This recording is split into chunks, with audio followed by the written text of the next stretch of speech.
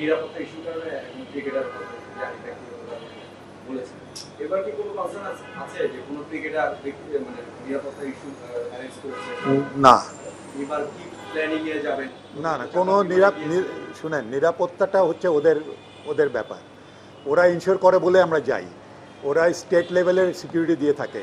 ওইটা ইনশিওর করার পরেই আমরা এখানে যখন আমাদের ইনশিওর করা হয় তখন আমরা এটা ট্যুরটা ঠিক হয়।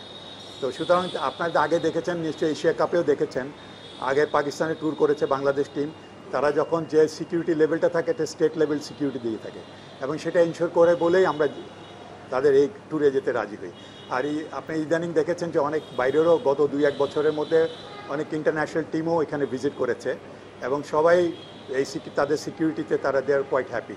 তো এক্স্যাক্টলি আমরাও আপনি যেটা বলেছেন যে আমরা এমনিতেও আমরা এটা অবশ্যই security is very much concern আমরা, কিন্তু আমরা সব জেনে শুনেই তাদের থেকে অ্যাসুরেন্স পাওয়ার পরে আমরা এই ট্যুর ঠিক করেছি।